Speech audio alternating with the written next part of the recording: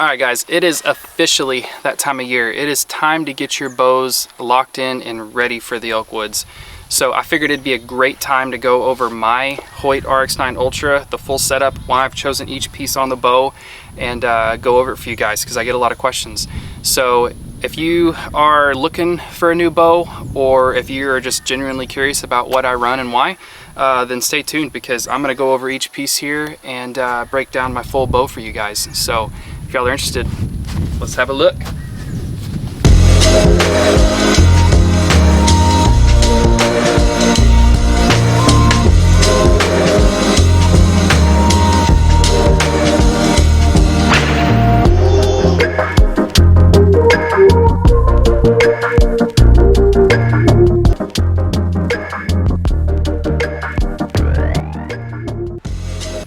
Alright guys, let's go over this thing. So first and foremost, I've got the Hoyt RX-9 Ultra. This bow has been phenomenal for me all off season. I've shot it at multiple tack events, I hiked a hunt event, and I've put thousands of arrows through it here at my local range in my 3D course. And I have nothing but good things to say about it. So it has been a super pleasing bow to shoot. It's super comfortable to be behind. I love the back wall. The grip really agrees with how I prefer to grip a bow. The cam adjustability is awesome. I'm a 27 3/4 inch draw length on these Hoyts. It seems to just be that perfect sweet spot for me to get the perfect peep alignment. And then I've messed with my D-loop a few times just to get the perfect length as well, but it is completely dialed in to my exact draw length. So I really enjoy that adjustability that it has, on top of being super comfortable to draw too. So the fact that it's carbon also is cool. I've never had a carbon bow, and I'm really going to enjoy the benefits of this bow, especially the warm to touch in the elk woods. Not having to toss it back and forth between each hand as they get frozen in those crisp, cold September mornings is going to be really nice. So on top of that, it's pretty light. My whole setup here is under 8 pounds. It's right around 7 1/4, I think, was when I last weighed it. And so I'm super happy with that weight. I'm gonna be able to carry this bow for a lot of miles in the mountains and not hate my choices. So I'm really pleased with this bow. I can't say anything bad about it. I'm getting pretty good speed out of it. So let's go over my arrow next. Of course, I'm shooting the Victory HLRs. So I got these from Adam's Precision Archery. They make phenomenal arrows over there. So if you are in the market for some arrows, go check them out.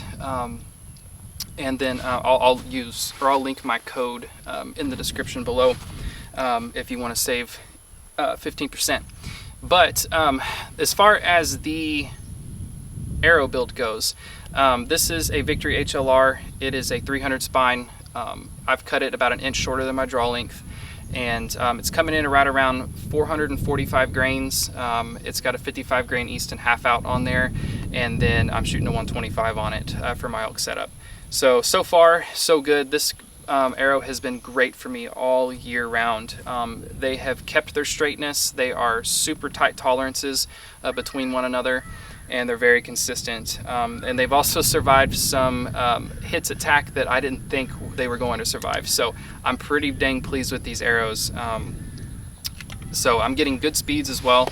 They're coming in right around 288, 289 with my draw length. I've got this bow kind of tuned up as high as it could with the 75-pound limbs, and it's pulling, you know, right around 78, 79 pounds. And I'm getting pretty good speed for my draw length, so I can't complain. I've been really happy with these arrows so far. And at Adam's Precision Archery, they have countless combinations of wraps and veins and color combos and all kinds of crazy stuff. So please go take a look and see what you can find on there, because I guarantee you, if they don't have what you're looking for, they can make it. So it's cool stuff. I've enjoyed all the crazy colors they make. Next thing, let's talk about the sight. So I'm shooting the HHA Nitrix Pro on this sight, or on this bow, and I love this sight. So this thing is as bulletproof as they come. I have had this thing set up on this bow right when I got it, and it has held at 0. All first, second, and third axes have been money. They have not bumped on me at all, and I even put it in my soft marsupial case, and it rides in the back of my truck. So it has been awesome. It has held at 0, and I'm not worried about bumping this thing on an elk hunt and getting it, you know, off at 0. So as far as the pins go, I'm shooting the 3 horizontal pins for my elk setup, because I just think that it's easy to kind of revert back to that 20, 30, 40 and have a really good sight picture. And in the heat of the moment, when you're focused on a lot of other things, having as less confusion with your sight as possible, in my opinion, is important. So that's why I've chose to go with just 3 pins and keep it simple, 20, 30, 40. As far as some other features on this Nitrix Pro, I really love that the indicators are all adjustable. I can take each one, move it to exactly where I want, and they're needle point, super precise on these sight tapes. They're real clear, easy to see. And so this thing has been phenomenal. I love it. They make really, really good sight tapes that are really clear and easy to see. And in the heat of the moment, it's really easy to just quickly dial to whatever distance you need and reference that. I love it. It's super quick and easy to use. I have nothing but good things to say about this Nitrix Pro. It has every feature that you could possibly want in a sight. Next thing, let's talk about my rest. So I'm going to run the QAD Ultra Rest, the MX2. This rest has proven to be the most simple and highest quality rest on the market. I mean, it just works. It's super simple. I love that I can nock an arrow, I can still move, I can still stalk, and not worry about the arrow falling off when I go to draw. It's quiet, it's low profile.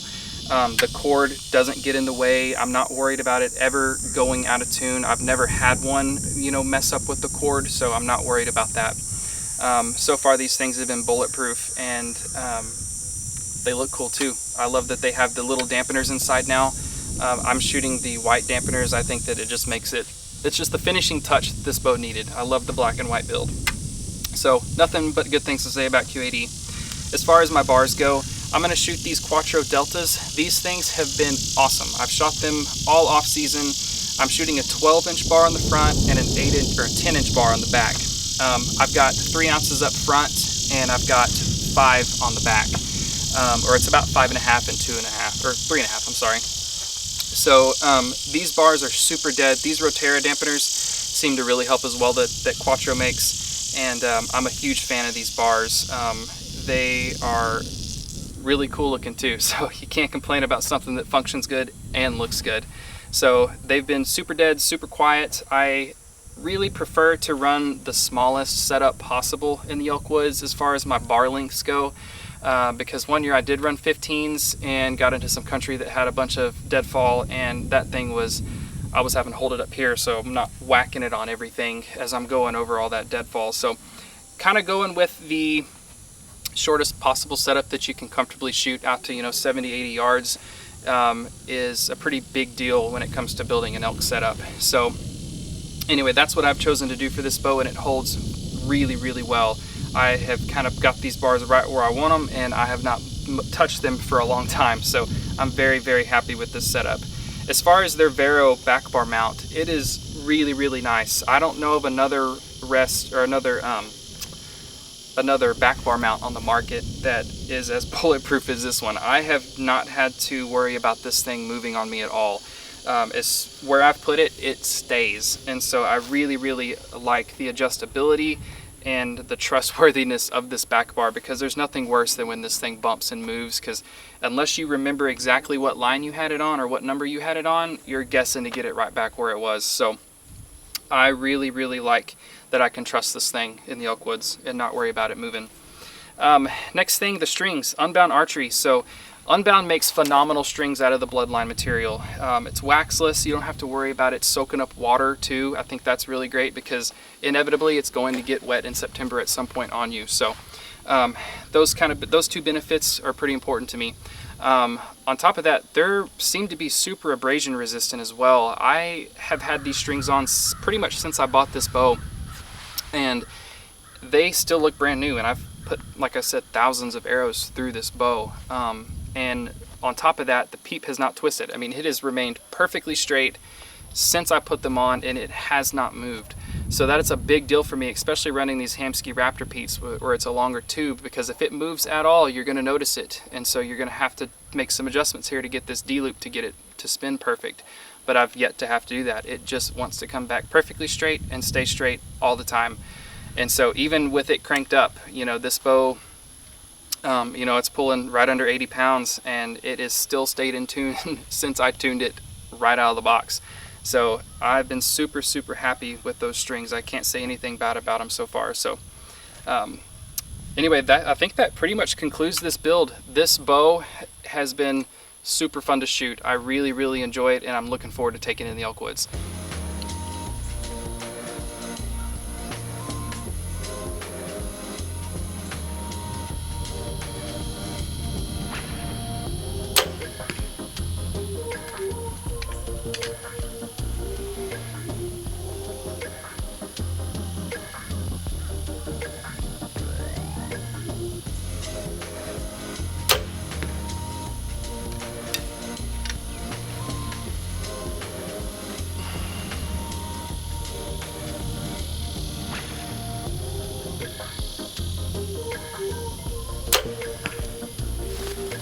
I think that concludes this breakdown on my bow. So if y'all have any questions, don't hesitate to reach out to me on Instagram. That's where I put all of my content as far as my photography goes, and just where I share my thoughts as well. So if y'all could follow me over there, I'd appreciate it. And I'll put the link to my page there in the description below. This is my first YouTube video, so maybe I'll start making more content here as well. But I look forward to getting in the field this September and chasing bulls with my bow. So hopefully I can get some good content up in the mountains for you guys, and I'll share it here and on my Instagram. So anyway, I think that concludes it. The Hoyt RX-9 Ultra. I love this thing. Y'all go check it out if you haven't.